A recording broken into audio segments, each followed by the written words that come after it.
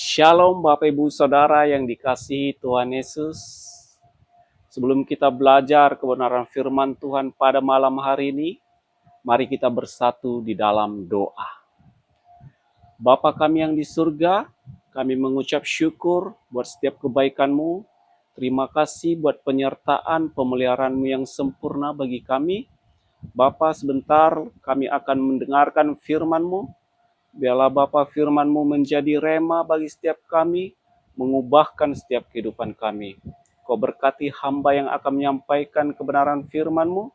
Biarlah Bapa hikmat kebijaksanaan melingkupi dan menaungi kehidupan hamba. Hanya di dalam nama Tuhan Yesus, kami mengucap syukur dan berdoa. Amin. Bapak Ibu Saudara, pada malam hari ini saya akan membawakan tema ibadah yang murni di hadapan Allah. Mari kita bersama-sama membuka Alkitab kita dari Kitab Yakobus pasal 1 ayat 26 sampai 27. Saya akan membacakan buat kita semua. Demikianlah firman Tuhan. Yakobus pasal 1 ayat 26 sampai 27.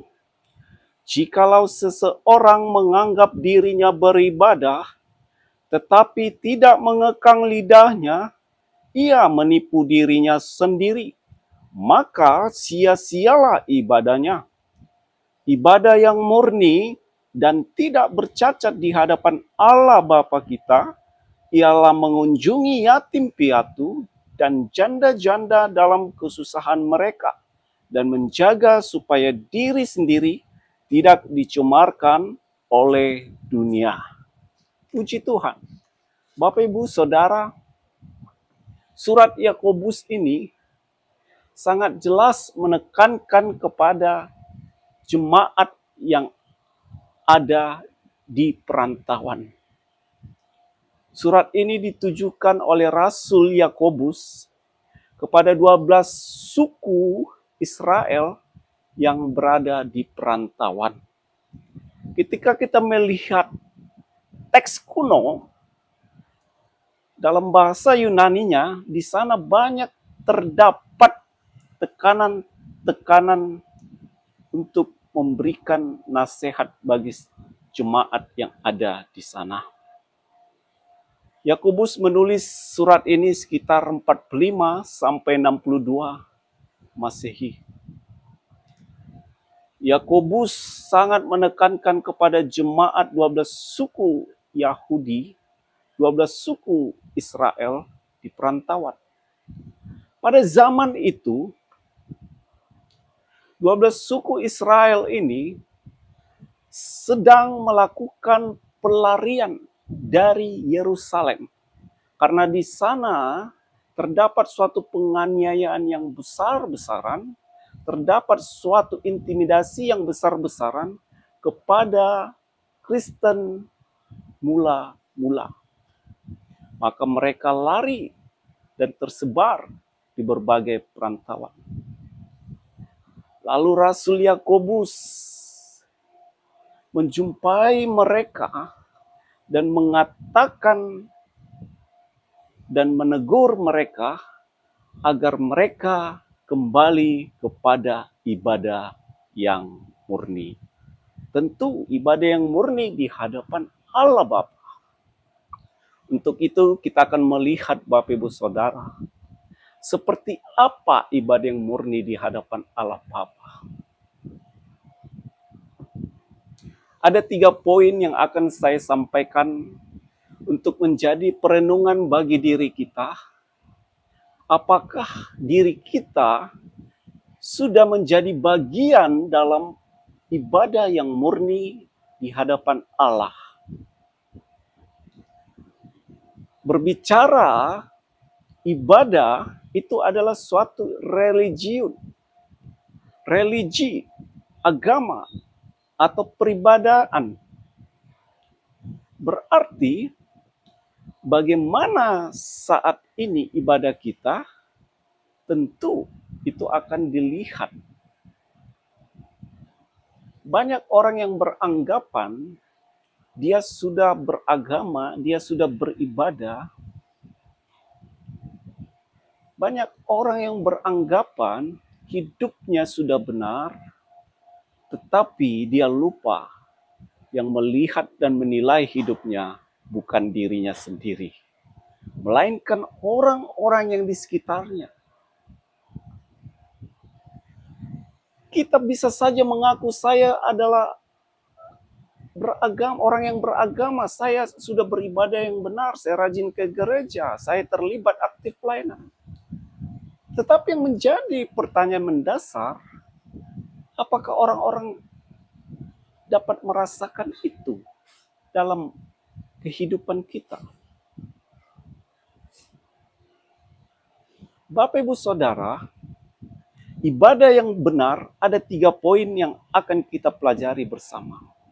Poin pertama, ibadah yang benar, ibadah yang murni di hadapan Allah itu ialah orang yang dapat mengekang lidahnya. Bagaimana cara mengekang lidah ini? Tentu akan menjadi suatu pertanyaan lagi.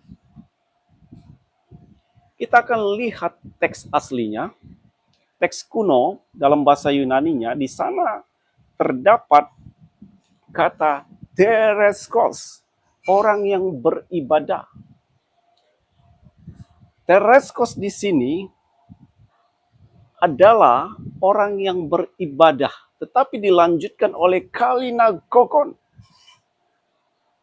Orang yang beribadah adalah orang yang dapat mengekang lidah.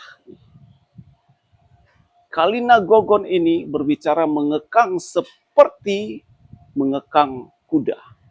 Ketika kuda tidak ada pengekangnya, maka kuda itu akan liar. Begitu juga hidup kita, begitu juga lidah kita. Di sana terdapat gloson, lidah. Lidah ini harus dikekang.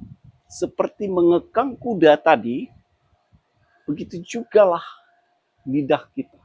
Kita harus dapat menguasainya, kita harus dapat melakukan penguasaan diri, self-control, pengekangan terhadap lidah kita. Karena dampak lidah ini Bapak Ibu sangat-sangat berbahaya jikalau tidak digunakan dengan baik. Jikalau tidak dikontrol dengan baik. Dengan lidah kita dapat berucap, berkata-kata yang tidak baik. Dengan lidah kita dapat menghasut orang, kita dapat memfitnah orang, kita dapat berkata-kata sumpah serapah. Dengan lidah orang akan tersakiti.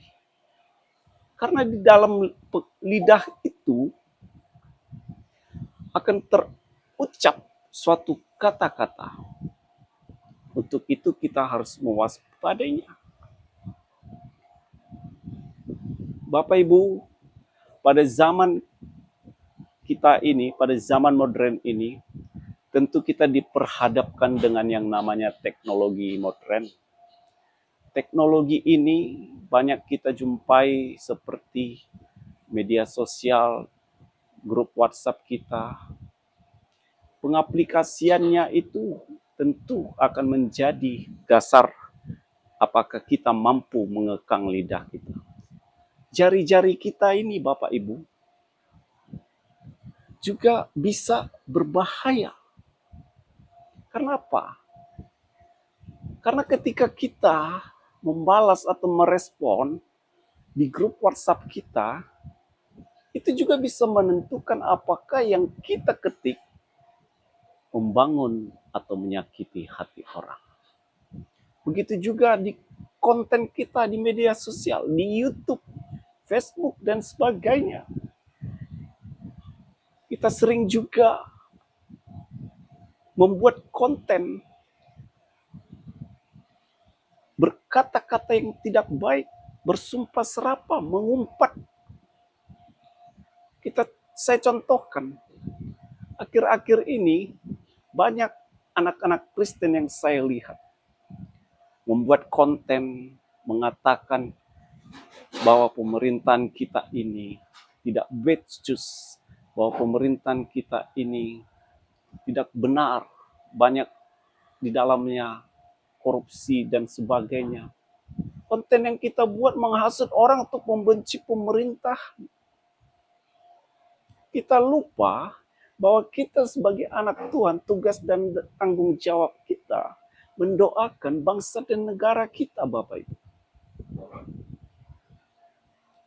Untuk itu mari kita membangun kehidupan kita untuk menjadi saluran berkat.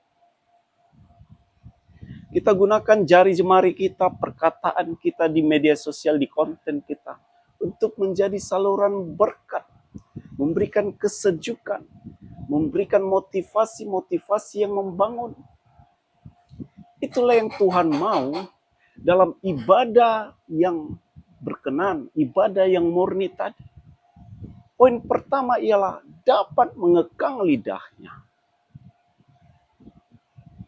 Self-control, dapat menguasai lidahnya, akan menjadi saluran berkat bagi banyak orang.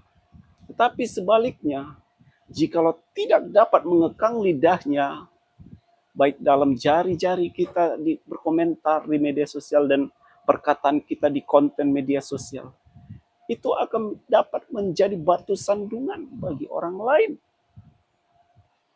Orang akan melihat, oh begitu ternyata orang Kristen itu.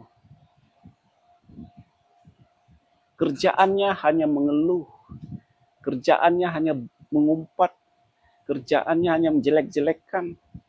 Pasti akan seperti itu. Untuk itu, Rasul Yakobus sangat menekankan bahwa orang yang beribadah, yang berkenan di hadapan Allah, orang yang dapat mengekang lidahnya. Amin.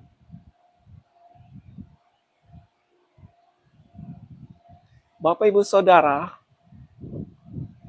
poin kedua, kita akan belajar di dalam ibadah yang murni, yang berkenan di hadapan Allah, apa lagi yang harus kita lakukan.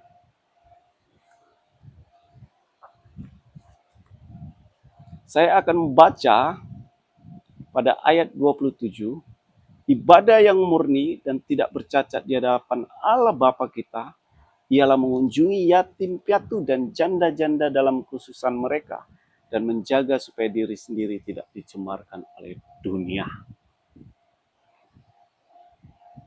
Setelah kita mampu mengekang lidah kita dan menjadi saluran berkat bagi banyak orang, kita harus memiliki juga kepedulian terhadap sesama. Rasul Yakobus mengingatkan dan menekankan ini agar kita peduli terhadap sesama. Orang-orang yang membutuhkan uluran tangan kita, para fakir miskin, anak-anak yang terlantar, yatim piatu, dan janda-janda dalam kesusahan mereka. Kita harus peduli kepada mereka. Tentu banyak orang di sekitar kita yang dapat kita lihat yang betul-betul sangat membutuhkan pertolongan.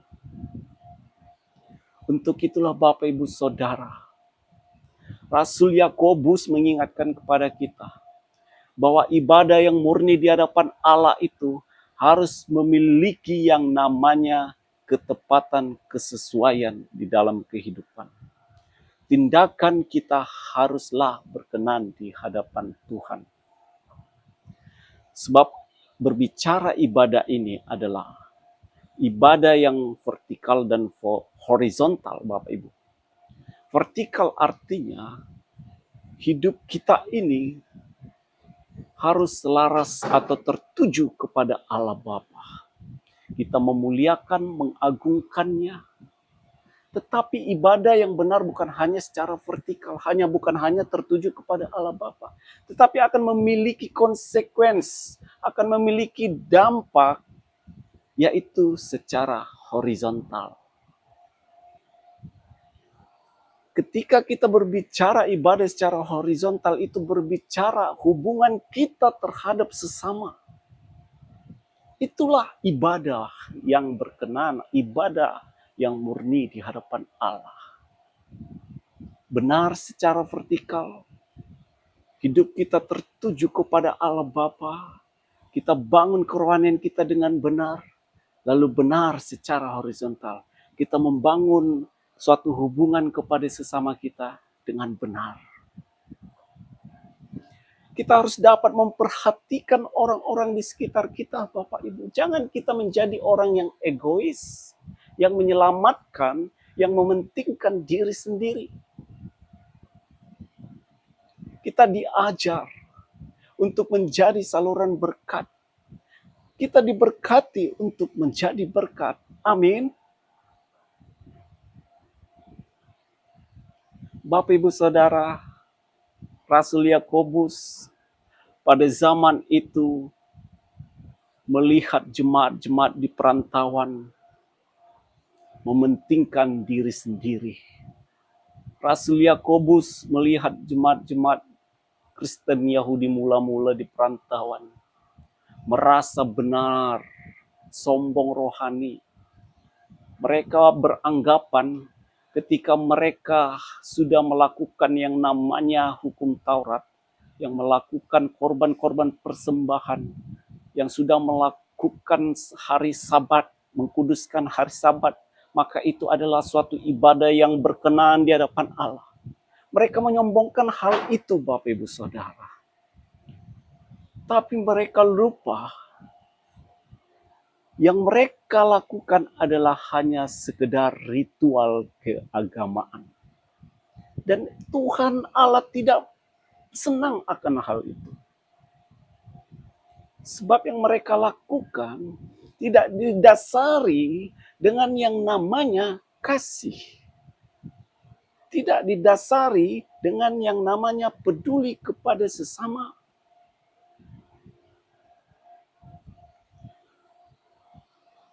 Dua belas suku di perantauan sangat menyukai yang namanya diskusi. Mereka sering berkumpul di sinagog sebelum mereka ke bait Allah. Di sinagog mereka berdiskusi. Mereka saling serang, menganggap diri mereka benar, menganggap diri mereka yang paling kudus.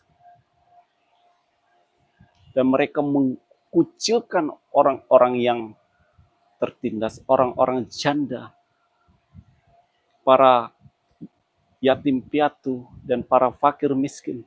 Mereka mengkucilkan. Mereka tidak peduli kepada orang-orang seperti itu. Mereka beranggapan bahwa orang-orang yang fakir miskin, janda-janda, itu adalah orang-orang yang Tuhan tidak pelihara. Orang-orang yang tidak diberkati Tuhan. Itulah sifat mereka pada saat itu. Sehingga Rasul Yakobus menekankan, sangat-sangat menekankan kepada mereka. Jangan engkau menganggap dirimu beribadah, tapi engkau melupakan bahwa kau tidak dapat mengekang lidahmu. Engkau saling serang, saling menjelekan. Engkau tidak peduli kepada samamu, kepada para janda, fakir, miskin. Rasul Yakobus sangat menekankan ini, Bapak Ibu Saudara. Untuk itulah kita belajar pada malam hari ini. Agar kita dapat menyelidiki dan mengkoreksi kehidupan kita. Jangan hidup kita yang tadinya kita beranggapan kita sudah benar, tadinya kita menganggap ibadah kita sudah benar, ternyata tidak benar. Kita masih sama seperti jemaat Yakobus yang di perantauan. Kita masih mau menyombongkan diri, kita mau masih egois, mementingkan diri sendiri. Tuhan Allah tidak menginginkan itu. Tuhan Allah tidak berkenan terhadap itu, Bapak Ibu Saudara. Untuk itu firman Tuhan ini agar dapat kita menjadi pelaku firman. Agar kita harus mengingat ibadah yang murni di hadapan Allah itu adalah ibadah yang dapat mengekang lidahnya, ibadah yang peduli kepada sesama. Sebelum kita masuk kepada poin ketiga, saya kasih contoh yang sederhana dalam peduli kepada sesama. Saya contohkan pribadi saya, Bapak Ibu Saudara. Di tempat pekerjaan saya, ada rekan kerja saya yang sangat kesusahan, belum menyelesaikan pekerjaannya. Padahal itu sudah di menit akhir. Semua orang sudah bersiap-siap untuk pulang. Lalu saya melihat rekan kerja saya ini. Saya menghampirinya, saya berkata, apa yang bisa saya bantu, Pak? Lalu rekan kerja saya ini mengutarakan saya kebingungan dalam mengatasi troubleshoot ini. Lalu saya melihat ternyata permasalahannya ialah pada mesin tertentu yang harus dilakukan adjust, yang harus dilakukan penyetelan ulang. Lalu saya membantu rekan kerja saya ini, kami sama-sama menyelesaikan pekerjaannya. Singkat ceritanya Bapak Ibu, setelah selesai rekan kerja saya ini berkata, terima kasih Pak David, saya sangat terharu. Teman-teman yang lainnya sudah pada berpulangan, tetapi Pak David mau membantu saya. Itu masih contoh sederhana Bapak Ibu Saudara. Masih banyak lagi contoh-contoh yang lain kepada orang-orang di sekitar kita, di lingkungan kita, yang membutuhkan uluran tangan kita. Untuk itu kita hadir untuk menjadi saluran berkat. Ada yang saya kenal, dia rajin ke gereja, terlibat aktif pelayanan, tetapi dia tidak memiliki yang namanya kepedulian terhadap sesamanya, bahkan saudaranya sendiri. Ketika saudaranya membutuhkan pertolongan, ia mengabaikannya. Dia tidak mau membantu saudaranya. Ini adalah contoh yang harus kita hindari. Jangan kita sampai mengaku kita adalah beribadah, kita terlibat aktif pelayanan, tetapi kita tidak menjadi saluran berkat. Itu salah Bapak Ibu Saudara. Untuk itu, kita harus memotivasi diri kita.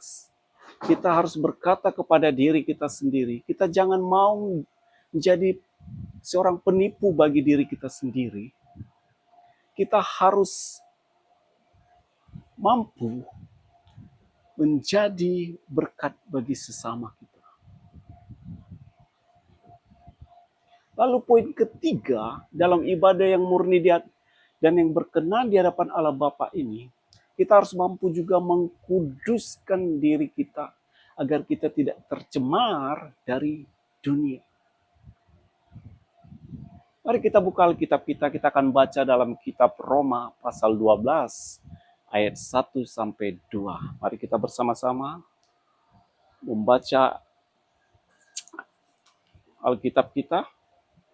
Saya akan bacakan kepada kita semua. Roma 12 ayat 1 sampai 2 dengan perikop persembahan yang benar.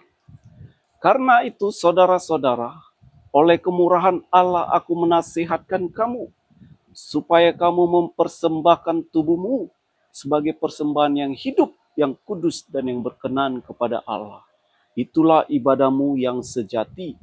Janganlah menjadi serupa dengan dunia ini, tetapi berubahlah oleh pembaruan budimu, sehingga kamu dapat membedakan mana kehendak Allah, apa yang baik, yang berkenan kepadanya, dan sempurna. Kita lagi-lagi diingatkan agar kita mempersembahkan tubuh kita, seluruh hidup kita untuk melakukan yang baik, melakukan kehendak Allah Bapa, yaitu mampu hidup kudus, mampu memisahkan diri kita dari setiap tindakan yang tak berkenan di hadapan Allah, dari kecemaran-kecemaran dunia yang penuh dengan kejahatan. Kita harus mampu memisahkan itu. Itulah Bapak Ibu Saudara-saudari terkasih, di dalam renungan yang saya bawakan ini, mari kita bersama-sama menyelidiki hati kita. Kita mengkoreksi hati kita, sebab firman Allah ini menegur kita pada malam hari. Pada malam hari ini kita telah ditegur dan diingatkan kembali untuk dapat beribadah yang murni di hadapan Allah. Ibadah yang murni itu, Bapak Ibu, self-control. Dapat menguasai dirinya, mengekang lidahnya, peduli kepada sesama, dan mengkuduskan dirinya agar tidak tercemar dari dunia. Demikianlah firman Tuhan pada malam hari ini. Biarlah firman ini tertanam di dalam setiap kehidupan kita. Biarlah benih firman yang ditabur pada malam hari ini menghasilkan pertumbuhan dan buah yang manis. Amin. Kita anak-anak Tuhan, kita ada di tengah-tengah dunia ini, harus dapat menjadi saluran berkat. Bukan hanya mementingkan diri sendiri, tapi menjadi berkat untuk hormat kemuliaan bagi nama Tuhan. Amin. Mari kita mengakhiri firman pada malam hari ini dengan berdoa. Mari kita bersatu di dalam doa. Kembali kami mengucap syukur kepadamu, ya Aba, ya Bapa. Terima kasih buat firman-Mu yang telah ditabur pada malam hari ini. Biarlah benih firman yang ditabur dapat menjadi berkat dalam setiap kehidupan kami. Biarlah firman ini dapat mengubahkan kehidupan kami. Ampuni setiap dosa kesalahan yang telah kami lakukan. Bila mana kami telah tidak peduli terhadap ibadah yang murni di hadapan-Mu. Selama ini kami telah asal-asalan, kami telah lupa untuk beribadah yang berkenan di hadapan-Mu. Untuk itu Bapa, pada malam hari ini, ajar kami untuk dapat mengekang lidah kami dapat self-control menguasai kehidupan kami dapat peduli kepada sesama, dan kami dapat mengkuduskan diri kami, dan kami dapat menjadi saluran berkat tengah-tengah kehidupan kami. Hamba pada malam hari ini telah berhenti untuk berbicara, menyampaikan firman-Mu. Biarlah Bapa, otoritas kerajaan Allah yang memenuhi, melingkupi, dan menaungi setiap kehidupan kami. Hanya di dalam nama Tuhan Yesus kami mengucap syukur dan berdoa. Amin.